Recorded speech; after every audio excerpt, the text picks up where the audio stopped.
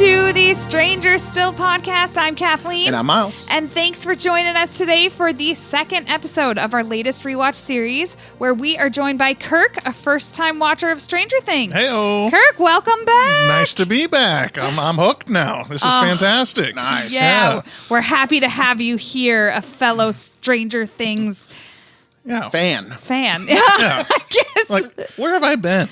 Who doesn't get Netflix until 2025? Well, like, come on, man. It is a bit of a mystery.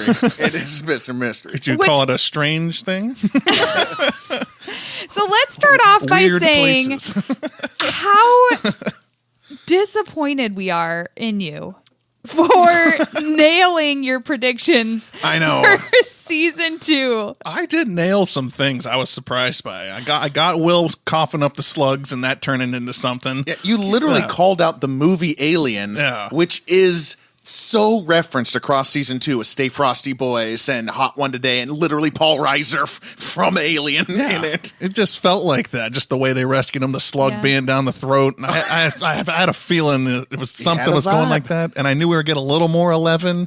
I'm assuming we get more and more 11 because she's still kind of an enigma.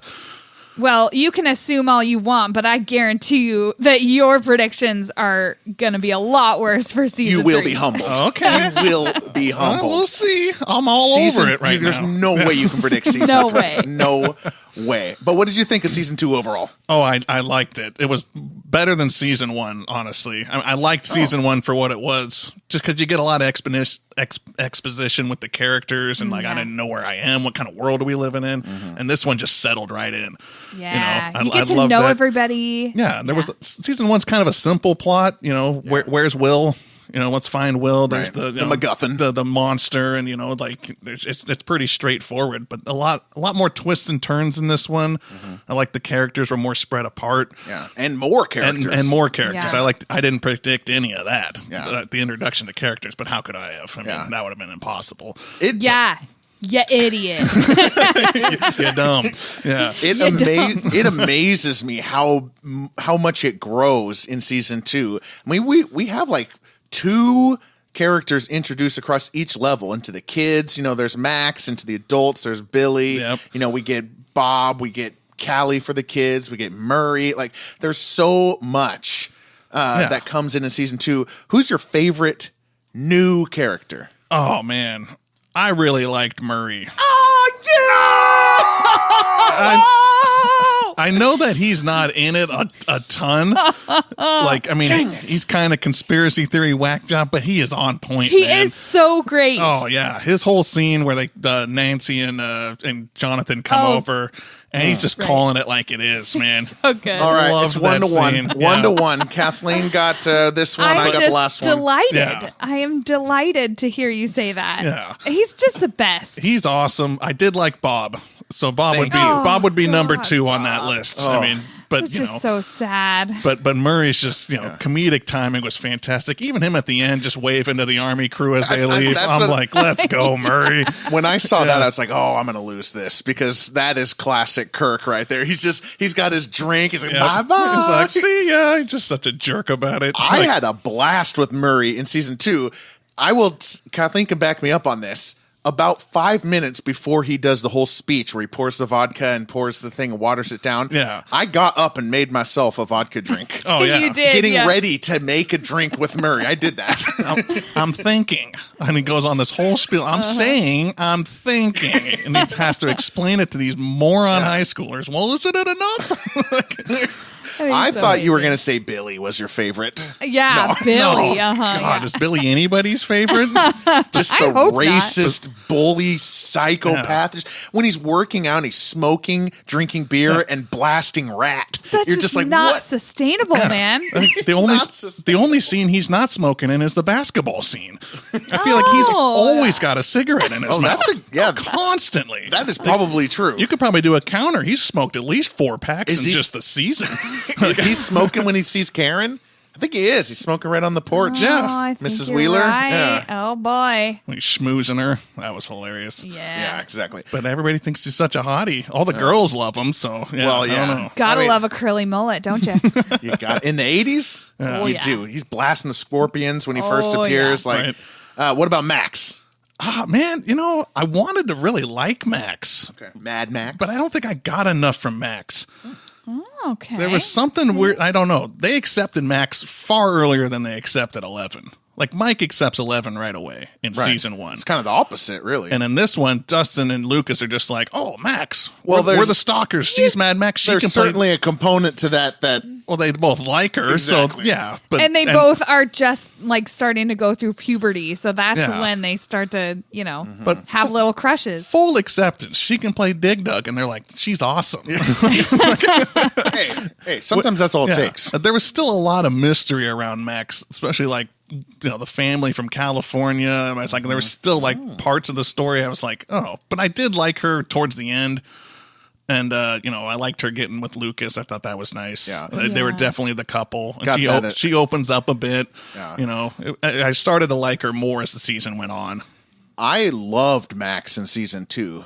And I felt like did. I could come to her as I was a new kid, right? I kind of wish I would have been accepted like that by Dustin and Lucas, or two equivalent nerds who apparently would have a crush on me in this scenario. I don't know. But I was great at GoldenEye.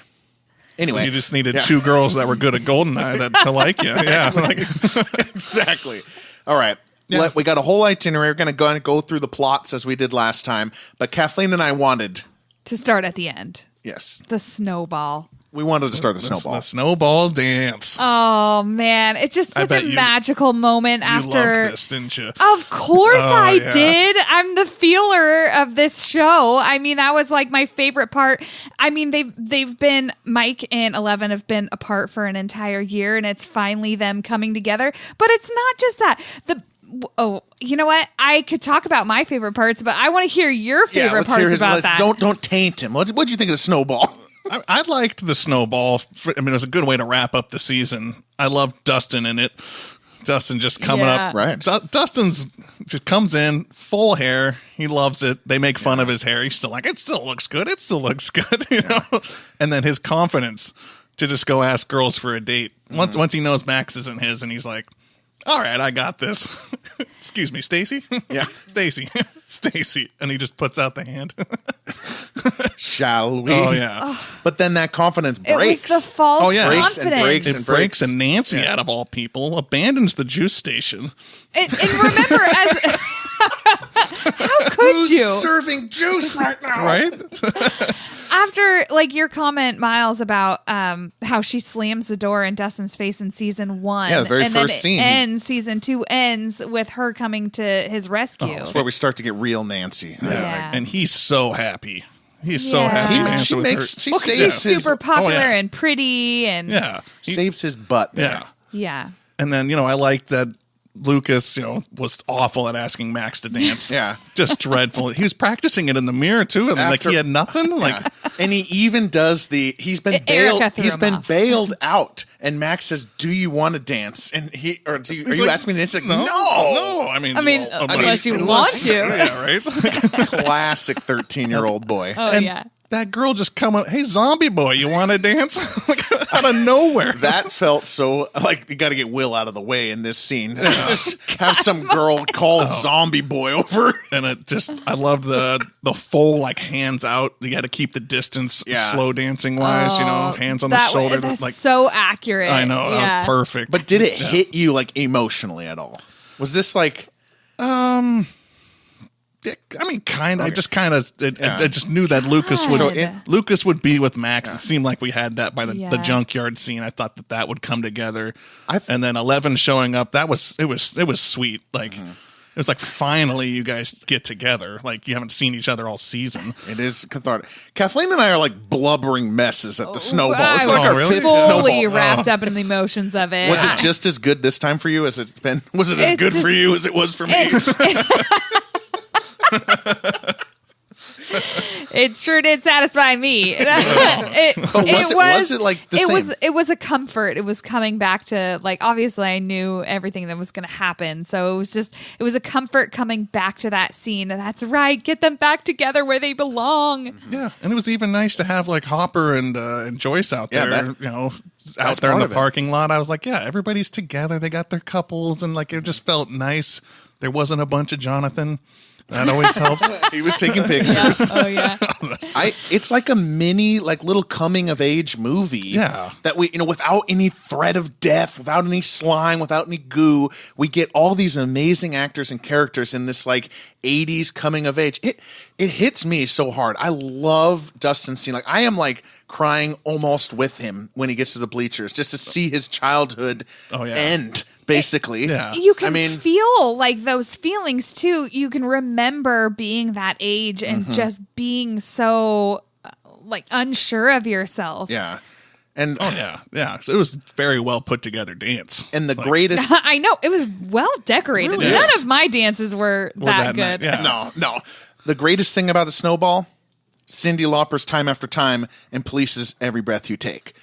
They've sprung the big bucks for the real songs. That's part of why it hits. They always go back to the 60s and they're playing like some like, jalopy, got peaches, instead of Tutti Frutti, or I Want to Hold Your Hand. It's like they go to the 70s and instead of Pink Floyd, it's like, Deep Purple or something. It's like, I think to be truly the songs, the real songs, the real ones that would have been played at that dance that are remembered by those generations. To truly be accurate to the time, you have to have that music. When the Every Breath You Take, when that turns around and you see the Mind Flayer staring over it, that's the best ending that that is and so I'll cool. be watching you. Because that song is a little ominous. You're like, okay. Yeah. And when that song kicks off and 11 comes in the doors, that's like, it's like, okay, good.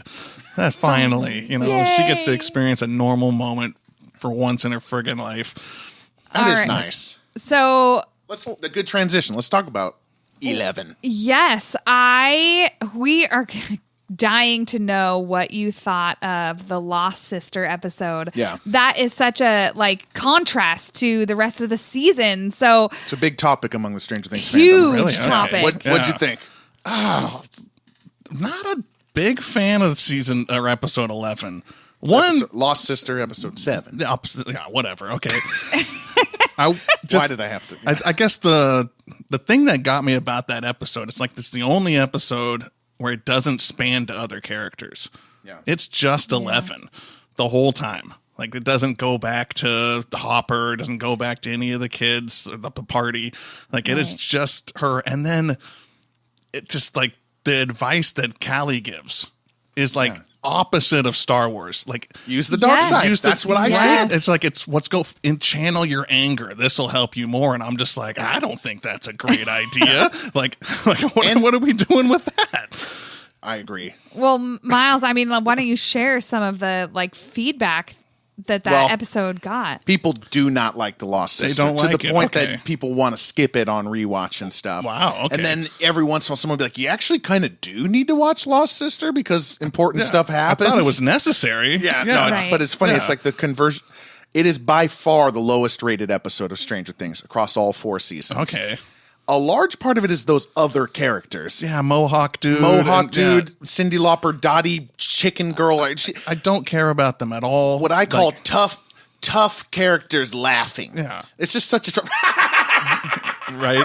They're just like laughing. I We're did bad not people, but enjoy we you doing laugh. You didn't enjoy me doing that. No. I had a little Dennis from It's Always Sunny energy. Almost, right? A little manic. Yeah. Yeah, and there's they're threatening 11, and at that point, I know 11 could smoke any of these people. Yeah. Right. So I'm just there's no real tension there. It's just Yeah. just back off. This isn't. Like this when she walks through that alley and the guy's like, they're all dead. I'm not scared of you, dude. 11 could snap your neck. She killed 16 or 14 to 16 people last season. right? And just I didn't. They start off the season with Callie. Mm-hmm. Yeah. And then you don't see her until that episode. So I know nothing of Callie besides eventually you figure out through the mom that you have a sister. She finds out I have a sister. I'm going to go find my sister, which, by the way, great tracking skills. 11, my baby. She knows how to track. She's getting She knows stronger. how to get things done. She's getting stronger and more accurate. Well, and she's using the dark side now. Yeah, because Callie's let's just get revenge on all these people. Her motive is just to get revenge on all these people that harmed her. She's paired up with these goofballs that I don't know how they got paired with her or why she sticks with them. I wish the goofballs weren't there, and this would be such much better episode. But see that I think that they're there. I mean, they are there for contrast, though. Right. 11's surrounded by people who love her, and Callie's surrounded by people who don't care about her. It's a transactional relationship. I think that's a really good point. Okay. Callie is what would happen to 11 if she didn't have Mike and Hopper. So, I mean, yes, the Lost Sister is important for that reason. It's also important that she chooses to come back and fight. Yeah. Rather than just kind of continue to be like a pet of Mike and Hopper. You know, she's in Chicago. She could stay in Chicago her whole life, and she chooses to go back to Hawkins, Indiana. That is important, I think. Yeah. For her, like, you know, autonomy. Because she's always kind of asking herself, like, I think she says home, like somebody tells her this is home like 5 different times in the season. And she's like, finally, she makes a decision. It's like, home's with these people. Right. These are my friends. These are the people that care about me. That's what home's going to be for me. That's a great theme of this. And ultimately, home is the Bronco with Hopper.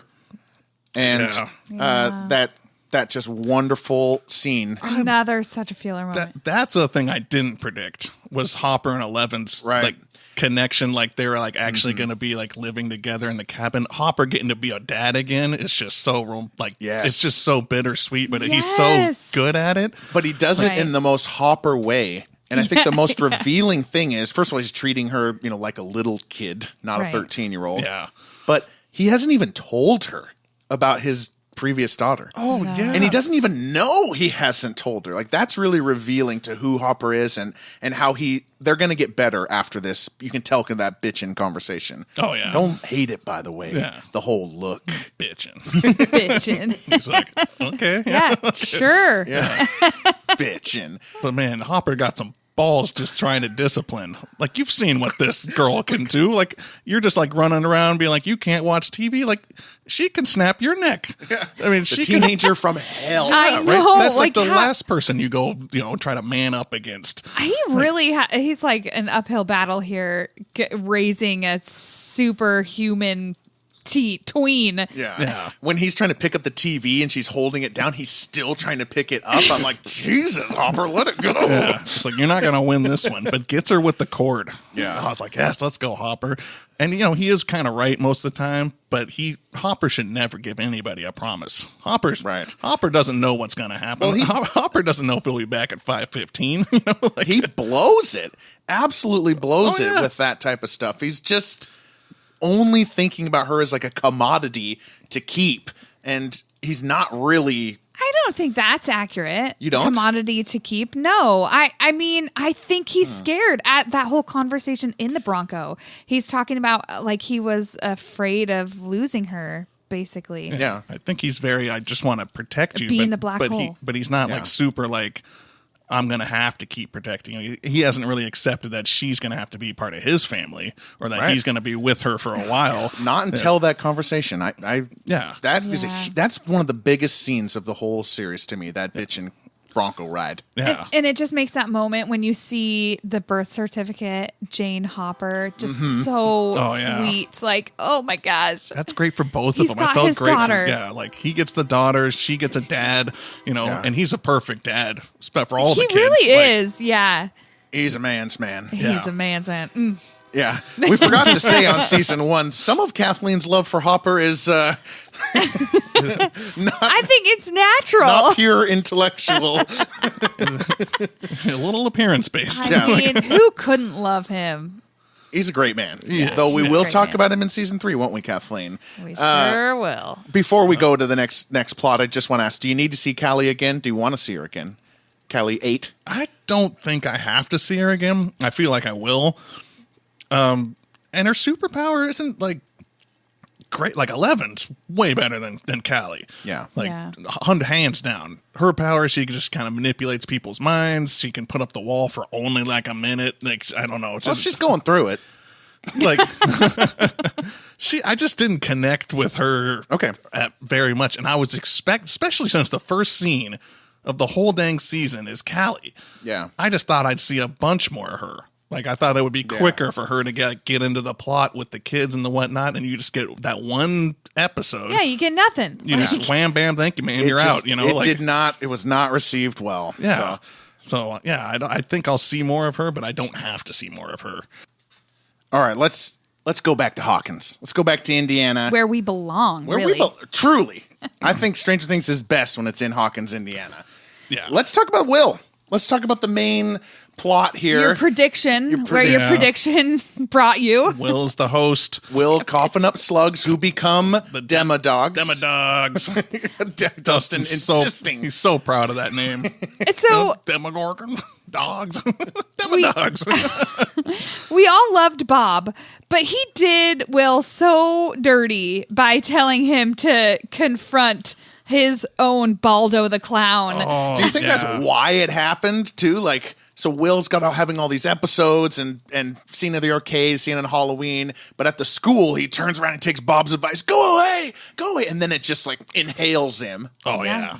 Do you think that's what? Do you think that was inevitable? Right? It's not Bob's fault. It was. No, I mean, it was inevitable. It's just it's so sad because Bob was genuinely trying to help him. He has no idea that like there's this alternate universe basically. Like to him, it's dreams. It's bad dreams. It is some wonderful advice. If he knew the situation, he never would have given it.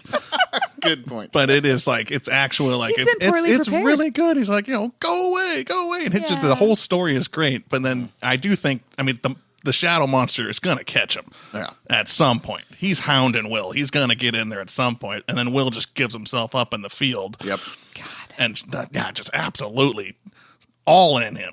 Yeah. Like just Through fully the ear, through the mouth, going through the ear, through the everything. eyes. Yes. Like, The eyes that like sleeping through his eyes. Oh, yeah. That was so gross. Yeah. The way that episode ended, it's fun with easy peasy, right? And then Bob snaps his fingers, and suddenly it's so much more menacing than it was the first time. God. That hit me hard on this rewatch. In fact, when he was first doing it, when Bob was first giving the Baldo the Clown speech to Will in the car, and he snapped, and it didn't cut scenes, I was like, wait, what just happened? Is that different? Because I forgot the way he should come back to his speech, and he snaps at the end. Oh, yeah, okay. Yeah. I didn't catch that. Yeah. To like reframe nice old Bob's speech as like and Bob's evil. so nice. Yeah. I mean, know. he didn't intend it to be that way. It would have been great. If Will's just a normal kid afraid of a clown, this would have been fantastic. Bob would have saved the day. Kid's going to be fine. Right. But which 99 times out of 10 or 100, that usually is the case. 99 times out of 10. Yeah. Can we talk about Will's acting though? Gosh.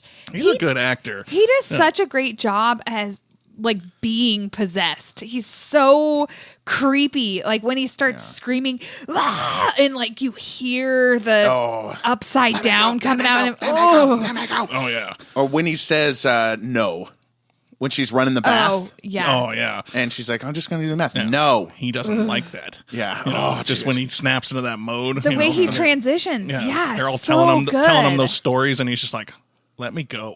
Yeah. He just completely ignores it. Now, throughout the season, do you feel like Will is kind of on the Mind Flayer side, even without the possession? Without the possession? I feel like he was going to let everyone die until Joyce absolutely pulled this out of him. Like, he was just going to be like, everyone's dead, and I probably should have mentioned something. If Joyce doesn't absolutely 4, 5, 6 times not let him get away with lying, Will's just got to talk to somebody. He's been never does. He's been coughing up Demodogs for over a year. Exactly. It is a continuation of that. It's like he's just hiding that secret the entire time. Like there's so many Demodogs by the end. Those are all from Will. Even he's just hiding that from the doctors, from Hopper, from his mom, from his brother. Like he hasn't told anybody anything. He's scared.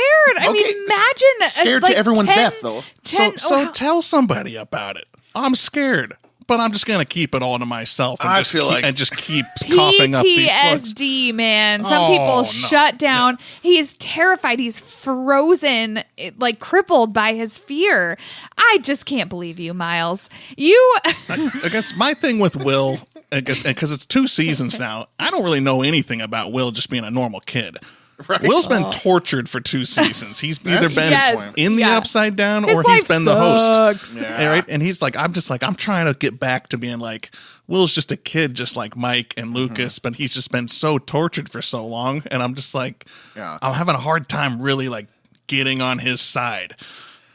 Well, I mean, he's been vulnerable from the beginning. I mean, when you go back to season 1 and you hear Joyce talk about how the other kids pick on him because they think he's weird and stuff. Like, I think he he's closed himself off even before all this bad stuff happened to him. So it makes so much sense to me that he would be so closed off in dealing with all this trauma too. Yeah, he's going to take the path of least resistance, which is go with what the Mind Flayer is suggesting.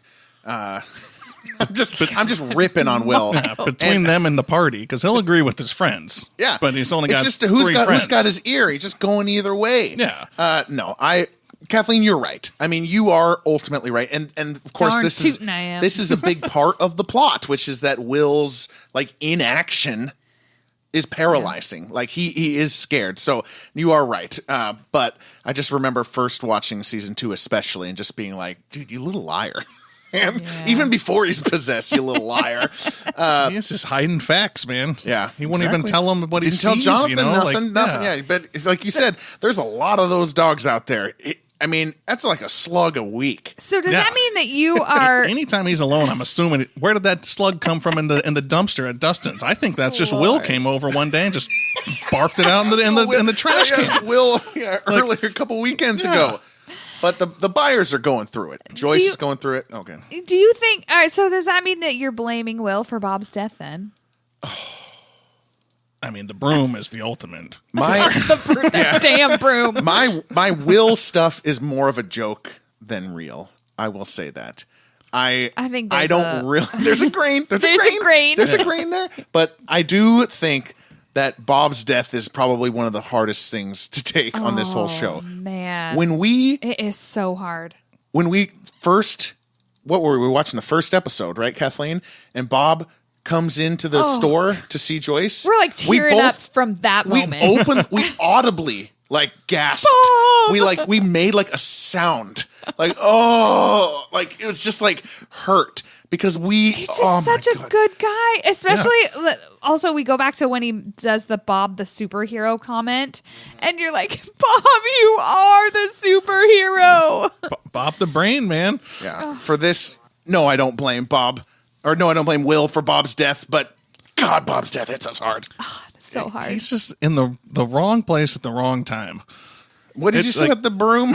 He was so he comes out of the closet and the broom goes right by him. Yeah, that's ultimately what does it. But he figures out the whole what the map actually is, and then he goes with them to the hole. Basic. And he helps out Hopper, gets him out, and then he goes straight to that lab. He had no chance from there. All he did was coming over to give some food to Joyce and got thrown into a hole, into a lab. Right. And then all of a sudden he's sitting there this life. fixing the breakers and typing in the codes. He did work in this season. And he's such a nice guy. And they could have cast, a classic jerk boyfriend who's keeping Hopper and Joyce apart, our love interest. But instead we get this titan mound of a man. We get mound of a man. I don't know why did I say it that way. We get Samwise Gamgee. We get Rudy. Right? Samwise, that there's some good in this world, Mr. Frodo. Go away. Go away. And when he says, the bullies, they got to rub your nose in it. I don't know why they do that. That is just pure Sean Astin. He does fantastic. So and it was sad to watch him go down, just getting absolutely mauled by that demodog. And then just four dogs just eat it. His torso. He gets the most brutal out of everybody. He just absolutely gets slaughtered because Owens at the end just gets a bite on the leg and somehow is alive. Right. Bob gets completely 4 dogs. Bob's a buffet. Takes the whole torso. And it's the finality of it. Obviously, death is final, but you watch it. It's not just watching him die. It's the knowing that he will not be in any more Stranger Things after this. Yeah. You've loved him and now he's gone. And that's the magic of Stranger Things. And they do that a few times, even in the upcoming seasons, where we get this character for one season that we absolutely love. And the magic is that we love them, that we get to this place. Like, I think Bob is actually good for Joyce. Don't you think? Like, yes, Bob, absolutely. they should have moved to Maine. Like, I think like this was what needed to happen. Not so for crazy Joyce. after all. And they just make fun of him early on for liking Kenny Rogers. Oh, Kenny Rogers. Yeah. And some people just like Kenny Rogers. I love Kenny Rogers. Joyce should be up in Maine listening to Kenny Rogers, watching Mr. Mom. Right? Can we just shift to something a little lighter here? Yeah, Let's touch on Nancy and Jonathan. Go back to Murray, who's our favorite character. Kirk, thank you very much. Oh, yeah. Love Murray. This season, he was fantastic addition. I thought it would take a little while for you to get into Murray, but season 2, you're hooked already. So he good. comes in subtle. Like, I think he'd say he's gone for like 3 episodes. Yeah, but he comes in, he's talking about he calls her the Russian girl, and that's 11. Yeah, but and you he's wonder onto like these what his conspiracies. role is going to be throughout the season at that point. Like you have no idea it's going to go down this road. Let's talk about how it got there. So Nancy and Jonathan, they come up with this plan to take down the lab, which ultimately brings them to Murray. Exactly. Yeah. And I love that. Well, I love that Nancy decides to fight. Here we go. It makes total sense. Nancy. It's almost like a reaction to the why did no one care about Barb? You brought that up. Justice in for season 1. Barb. That was a big thing. You guys are saying that last Talking time. about Nancy, you poo-pooed all over her last season. Right. Do you feel a little bit better about her now that you've watched season 2? She's a little smarter. I just don't like how everybody's just googly-eyed over Nancy for some reason. It's like, oh, Nancy. Still oh, not Nancy. Team Nancy, huh? Steve loves Nancy. Jonathan loves Nancy. Now Dustin likes Nancy. Everybody likes Nancy. She does have a great plan. Yes. I'll give it, like, Yes. she makes the call. She knows they'll pick up on it. They go to the park. They get captured, get the tape recorder. Like, that's a great plan. Well, think of how terrifying that would be to put yourself in that situation, too. And she doesn't hesitate. She doesn't. No. To me, that is the turn of the corner. She talks to Steve. She's still doing her who me little spoiled princess shtick. Yep. Same immaturity that we saw in season 1. Yeah. She's talking to Jonathan. She's like, you know what? Maybe it is true. Maybe I don't really love him. Maybe I'm still upset about the thing with Barb. And you know what? I'm actually a badass. And let's take the Hell lab yeah. down. And it makes sense that she didn't get any. What is she covering up? And she's not ultimately- happy about any of this. No. Ultimately, she gets justice for Barb. She does. She does get justice. And watered down justice, but it does. It's good. watered Well, down it justice. hits them where they count. Yeah. Yes. Why does Jonathan do this? Like, Because he's a he a lost follower? puppy. He's a follower. Yeah, Jonathan, man. Jonathan just follows Nancy wherever. Oh, yeah. But I think Murray says it best when he's just calling out them for being themselves. Or it's like Nails he calls out Nancy. If you weren't afraid of being who you actually are, which I think hits Nancy differently as well, even though she's kind of already turning the corner. yeah. You know what And made then- me feel better, like especially rewatching this, is his description of Jonathan. He, like basically saying, "You're super easy to read. Like Yeah. you're Yeah. such a simple person. Like there's not much Yeah. to you," which is kind of how we feel about him. Dad's a jerk. And then Nancy, you're a little harder to read though. Yeah, because Jonathan's just trust issues and just follow Nancy wherever. I'm in Yeah. love with Nancy, but I'll never make the move. I'm just going to be the shy little guy. Yeah. Hey, he comes over to the door. He He's about does. to knock. He was does, for the yeah. second time. Took him 2 second times. time. Yeah, and he finally goes for it. Thank God they had some vodka because I don't think he would have done it. I just want to call out the responsibility of Murray as an adult with 2 17-year-olds and his kid. He just takes the vodka upstairs. It's like, you guys can sleep wherever. There's more booze in the. You know, I kind of like that because I do too. they're not full blown adults, but he treats them that way. I think he recognizes that they are grown up. They have gone through some shiznit. One of the most important moments is when Nancy finally understands what Murray is saying. When he says, let's Yes. water it down, and Nancy actually picks up on that. Because right before that, she goes, it's a simple answer. Is it incriminating or not? Right. You Yes or no. That was Yeah. old Nancy, and then she is learning. She's almost apprenticing under Murray there. She is, but Apprenticing. Jonathan isn't. Well, no, Jonathan's Jonathan like, never gets on board. In fact, the only thing they let him do is put the sticks down on the envelopes. right? That's all he gets to do. He's doing. Jonathan, this whole time, they even like trying to burn heat up the monster out. And he's like, I don't think we should Don't do this. it, Mom. Do you think this is going to work? And I'm just like, dude, Jonathan, where you been, dude? Right. And Nancy's important there too. Oh, yeah. She's extremely important to getting that thing out of Will. Yeah. God, she comes in with the hot poker, man. Yeah. Which was a little aggressive because that's still Will. It was choking Joyce, though. Yeah. And then Will. Jonathan's doing nothing. I mean, Jonathan's you guys crying on Nancy's shoulder during that. Yeah, you're right. Jonathan, man. He's I got think a he's got a spoiler man. alert for least valuable player, perhaps. Jonathan's got to grow a pair. I'm hoping he does that in season 3 because right now he is just Mr.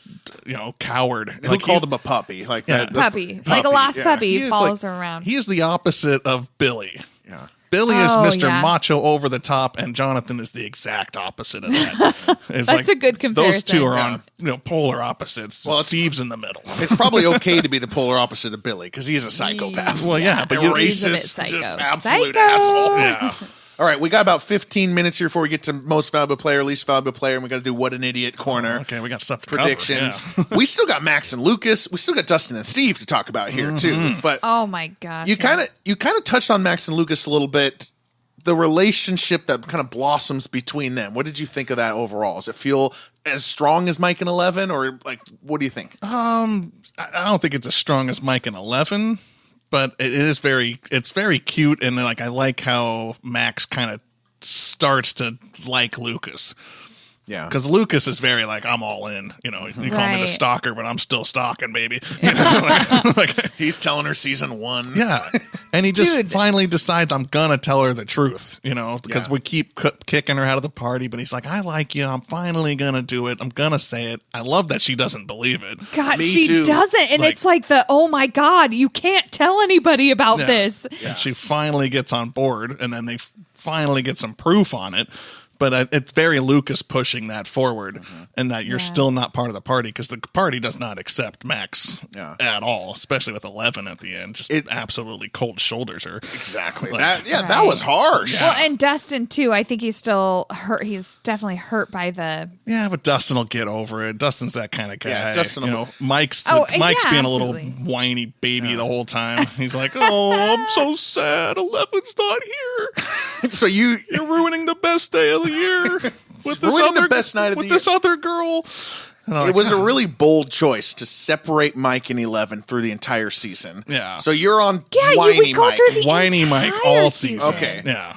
I've always felt like he literally found the love of his life for 1 week. She disintegrated and he's going through it.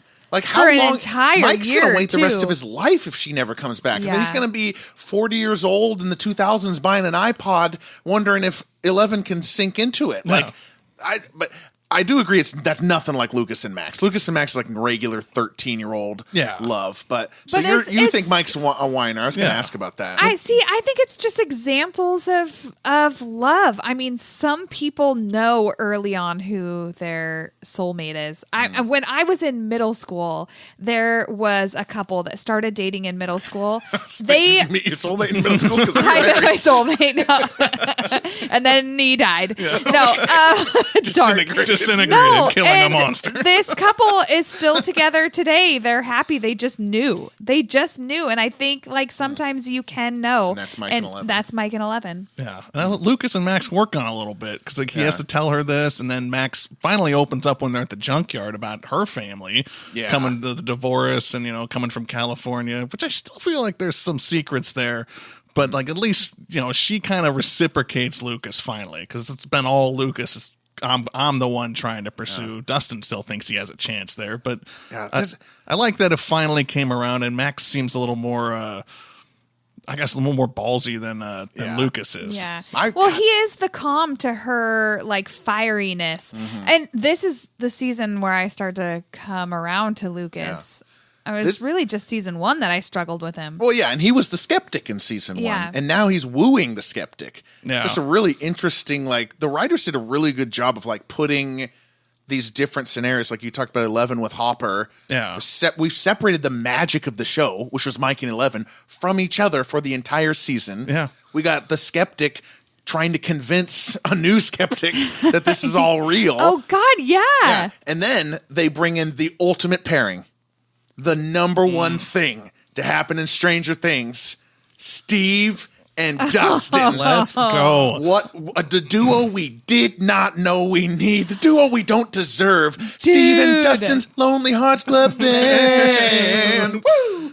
Dustin's on fire this season, man. Oh my God, he so hilarious. You like these pearls? Just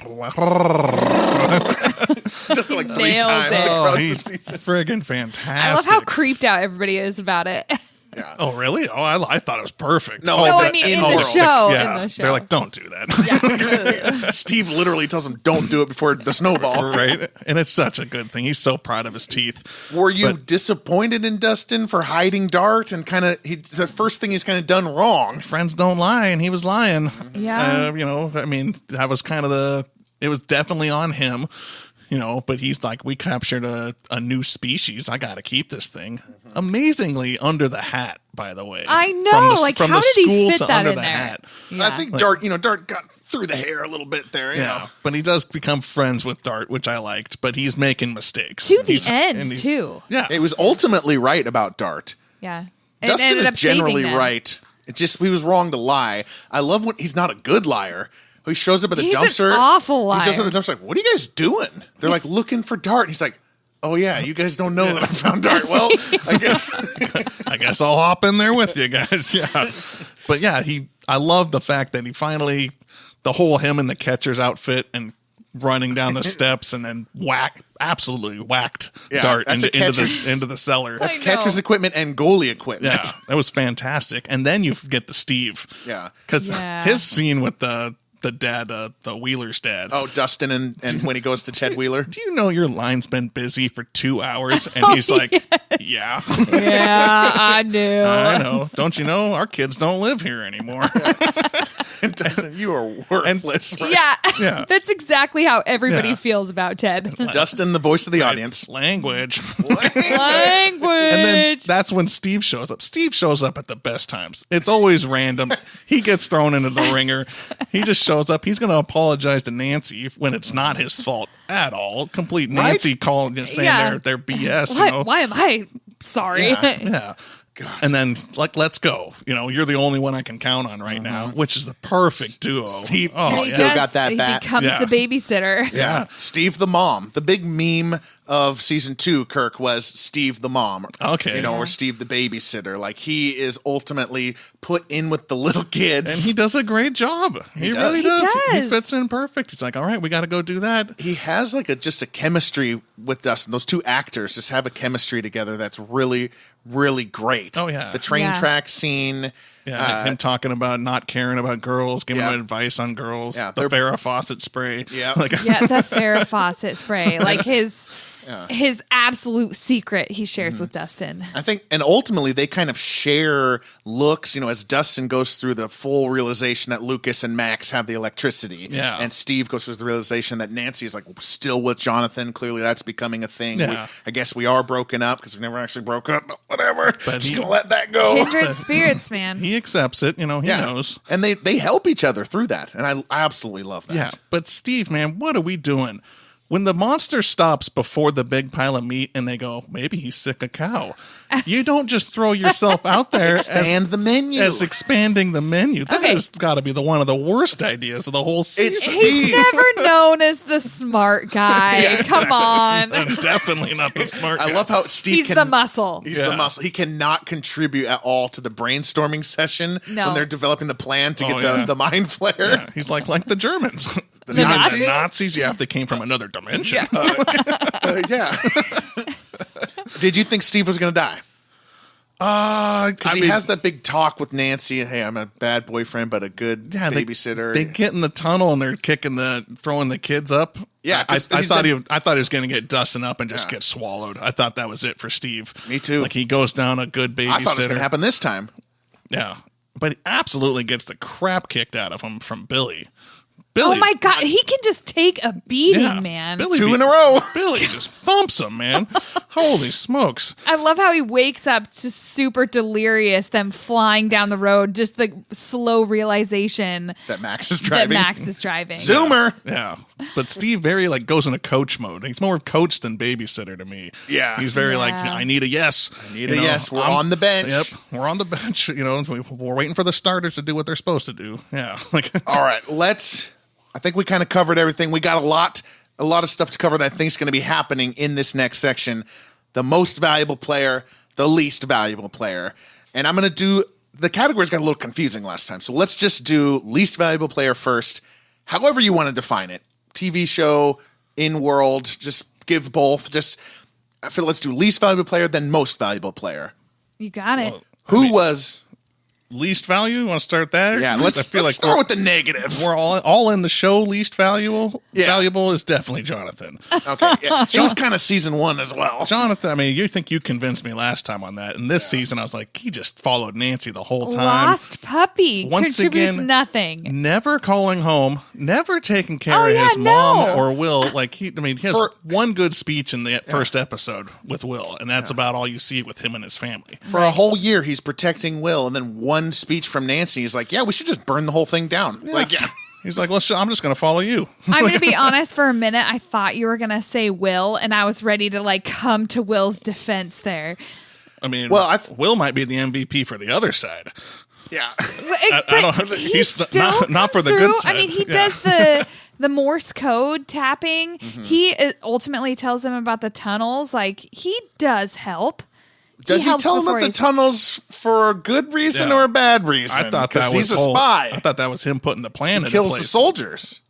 No, yeah, but no, I mean early on when he says Hopper's in trouble and doing the drawings before he's fully taken over. Oh, I think he's spying it. Then he's already setting the trap. I feel like Will is on board anyway, even outside of the possession. I know. It's got to be Jonathan. I feel like he does the least. He goes kind of with the flow. He really doesn't help on either plot. He doesn't really help get the thing out of Will. Doesn't really help take down the lab other than driving. Oh, yeah. Driving Nancy there. That's all he does, really. Yeah. Well, so who was your MVP? MVP's got to be Bob. Bob. At least this season. Because Bob figures out what the map means without any questions or clues, because Joyce isn't giving him nothing. No. Right? Remember the rules. Remember the rules. No questions. Yeah. Figure out what all these crazy drawings we take to the wall is. And he figures out it's a map of the town. He knows how to they figure out the inches, the ratios to it all. He goes into the tunnel, helps get Hopper out. Bob He goes down, fixes the breaker to open the gates to get everybody else out. Without Bob, none of these people survive. Well, let me give my MVP case right off the back of that. Okay. Because they needed to get there before Hopper was strangled to death. And who puts the urgency into everything? Joyce. Yeah. Yes. Joyce gets everything out of Will because he was going to keep lying like a little shit. Yeah.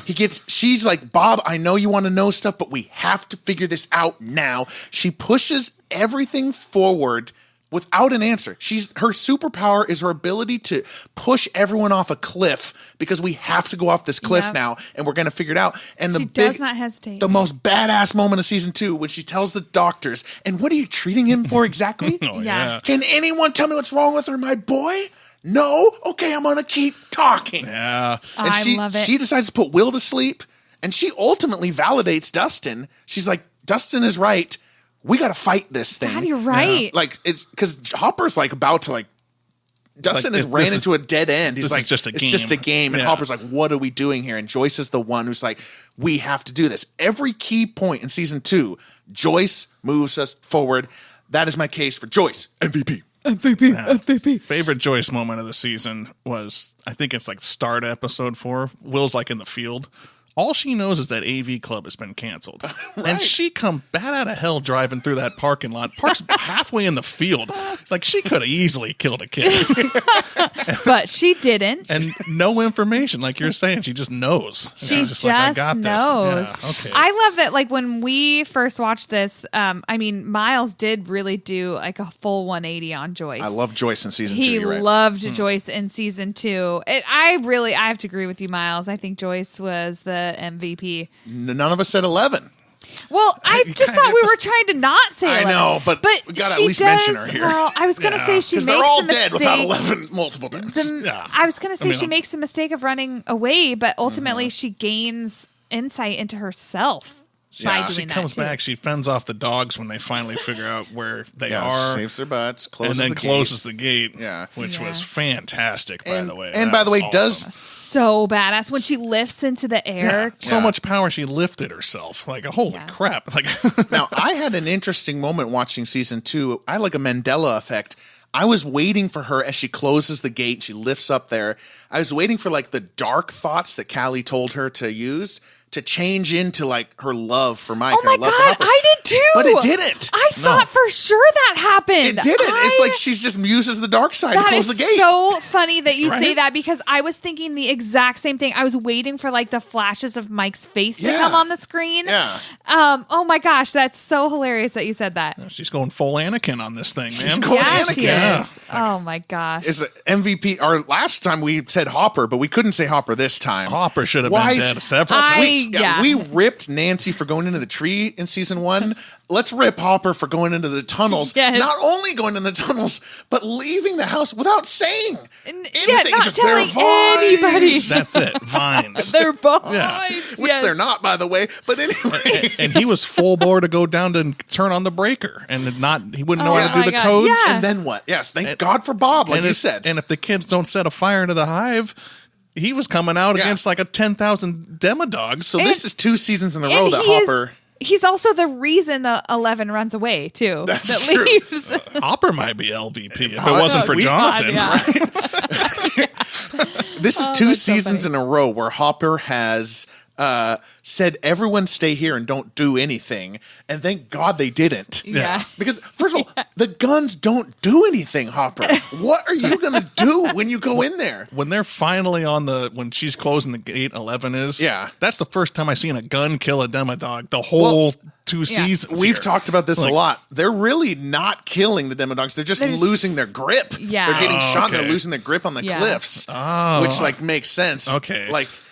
Because like gun hasn't done a damn thing. If a demodog came up the stairs right there when he's talking to Owens, 11 would have had to kill it because Hopper would have just been shooting it and it'd be like, I don't listen to bullets. I'm a demodog. and how the heck did Owens live there? Man, that's unbelievable. Man. It obviously got distracted. The demodog. Yeah, went to go eat feast back on Bob. There's a little of Bob left. Now, this is what I've been looking forward to all episodes so far. What are your predictions for season 3? Oh my goodness. Okay. So I guess I have a somewhat of a theory. Oh, he's pulling out a phone. Got some notes.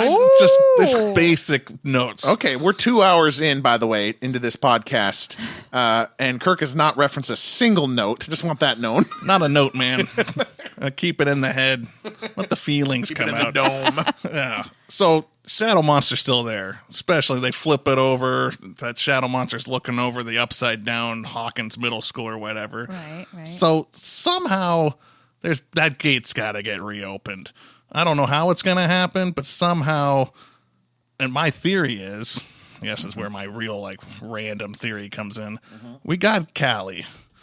There's one number, and I'm shocked I didn't come up with this after season 1. There's 1, 2, 3, 4, 5, 6, 7, 8, 9, 10, 11. There's got to be another one besides number 8. I mean, not that all of them make it, but I'm guessing there's some sort of villain number person that like 1 or 2, something like that. I don't know who it is, but that gate getting opened. Shadow Monster ain't done. And so I'm thinking... I think it's over. I think the show is over now. We had our season 2, and now it's done. Yeah. No, government screws something up because the government always does. These scientists are absolute morons. So somehow they screw this up. Somebody's going to reopen this gate, and somehow that's really going to screw things up for everybody. I'm not sure what kind of new characters we get besides me thinking there's another numbered person or 2 or 3. I don't know how many numbered people there. They can't all be around. Maybe there's number 35, number 137. Well, yeah, I mean, like the fact that she's 11 means there's got to be another more people besides Callie there. Yeah. Because that surprised me, that first scene with her coming out number 8. And I was like, oh, duh. Yeah, Damn. that makes sense. There's more people in the lab. And then nobody else showed up besides old Callie, who was just boring and just trying to get revenge on people. This isn't a spoiler, but it is interesting that they did go the triple digit system. It's 008. Yeah, they did. Yeah. Yep. But it seems like 11's recent, so I don't know how many people afterwards. I don't know. I'm assuming there's more characters. I like that we got parents in this season. I don't know if they're not going to play huge roles. Lucas's dad. She's never wrong. Oh, yeah. That was Dusty's such a mom. good moment. Right? Dusty's mom and them laughing at each other. Yes. And then I think we'll get something about Max. There's something about Max I don't understand. How they got from Callie to here, the divorce. I kind of feel bad for Billy getting abused. I don't know if he's going to still be around and things, but there's something there to Max's past story that's going to get in there somehow. So hopefully I am on point, just like last time. Well, we'll see. We got some good idiot fodder there, I think. And I am praying that Will is not tortured this season. Can we just see normal Will, not Will being possessed by something or lost in the upside down? Can we just get a Will just being like, I'm just a kid trying to help out the rest of the kids figure this thing out? I'm just a kid. My life is a nightmare. Yeah, poor Will, because I know nothing about Will besides him being tortured so far. Well, there you have it, Kirk's predictions. I guess you'll have to stick with us for our What an Idiot segment afterwards to... I don't like that I don't get to hear those. Well, you can listen to them after. Once I catch up to season 4. Yeah. Kirk, you are dismissed. Go watch season 3. And Kathleen all and the I. rest of you listeners, stay tuned. All right.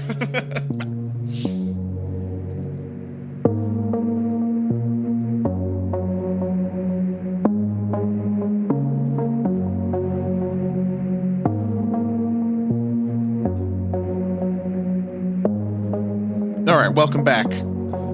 Kirk's gone. Welcome to our What an Idiot segment. We need the studio audience. What an idiot! So Kirk's predictions for season 2. I don't know. This is kind of a quandary on me if this was good or bad, because it feels like he kind of touched on some of season 4. Yes, There yes. with the numbers. I really have been wanting to actually live up to this segment, What an Idiot. But he's been getting stuff right. Okay, the first thing, when he says the shadow monster comes back, somehow the gate reopens, that is like an easy guess. Yeah, that's easy. Yeah, yes, he is right about that. But I feel like anybody could have guessed that was going to happen. This is kind of obvious. Yeah. But when he brings up there's another number who's bad. I was like, oh my freaking goodness. Why?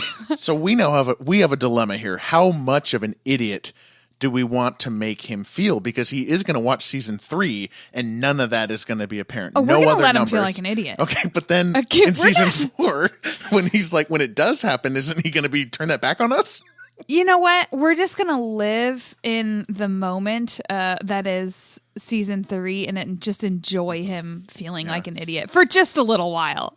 I'm on board. I'm on board. I do. Yeah, he's obviously the gate being open. The Mind Flayer shadow monster's still out there. He does mention the government. Yeah, which he doesn't know it's the Russian government, but I feel like he's really caught on to a theme of the show, which is that there's the evil, like timeless evil of the Upside Down, but there's also like these barriers of the dang government, right? Whether it's the Russian government or the U.S. government. And and the useless government who showed up way too late to help with the Russians. Oh, in season 3? Yes, season 3. I will say, he's definitely wrong about all the Max stuff. Like, he's thinking like there's some sort of like pearl in Max's past or how they came over from California. And that's not true. There's no like secret. She's not a number or anything like that. He's thinking there's some like more to unfurl there. God, what an idiot. But when he brings up something with Billy's childhood trauma, I was like, Damn. Because that's obviously a huge part of season 3, which sucks. Oh, yeah, you picked up on that. If anything, maybe this is a credit to the Duffer Brothers that they plant, these seeds so well. You don't overtly know what's going to happen, but you're kind of picking up on the theme, and we're sort of seeing that in real time with Kirk. Right. Good job, Duffers. Well done. Yeah. Okay, so we're going to absolutely just rip into him about You thought there were other numbers, you stupid idiot. You thought there was some big part of Max's past. What an idiot. Oh, well, I have what were you going to say? No, I was just going to say we can't harp on him too much because then the backlash is going to be much harder. That's what I was worried about. Like, how hard do we go knowing that it's coming? I just wanted to ask you, what did you think watching season 2 this time in terms of is it Vecna that is inside of Will? To me, it felt like Vecna and the Mind Flayer are different. Yes. And that this was the timeless evil of the Mind Flayer and not Vecna. This has been something that we've talked about before in our previous podcast. Listen back. That I never really loved the whole Vecna storyline. I still hold on to the idea that there is some sort of timeless evil within the Upside Down. To be fair, we're halfway through the Vecna storyline, so we both have those concerns, but, who knows what's going to happen. Right. He asked if Will go through the whole year without torture. What do you think he's going to think of? This is really where we leave off with Will. For the next 2 seasons, we don't have any real meat on the bone for Will in terms of his involvement with the Upside Down. We've got his kind of personal turmoil, but for Will and Joyce, this is it. We don't really see much of them for season 3 or 4 together battling it out. We're kind of pending on that until season 5. He has seen all the Will and Joyce stuff, and he's only seen 2 seasons. I disagree with that. There's a lot of buildup for Will. That's why we think that season 5 is going to be such a Will season. I don't like you said, he's not the victim that he has been in season 1 and 2. Right. I totally understand what you're saying there, but I don't think that there's not really anything going on with him. Okay. It'll just be interesting. What does Kirk think? About how useless he is in season 3? Yeah, because he said, I want to see Will as a normal kid. And I'm really curious if he felt like he got that or not. I mean, there's some good scenes early in season 3, the not my fault you don't like girls scene and destroying Castle Byers and wanting to play D&D. Yeah. Yeah. I wonder what he'll think of the tone change for season 3. It is quite a tone change. We can't talk about this too much because we're about to. Yeah, you're right. Yeah, we're about to rewatch season 3, so y'all gotta join us for that next podcast. Join us, and honestly, just so you know, he is an idiot. Yeah, what an idiot. Well, thanks for joining us for the end segment here, and be sure to listen to our next podcast while we review season 3 with Kirk. We'll be back in a week. My name is Miles. I'm Kathleen. A good night.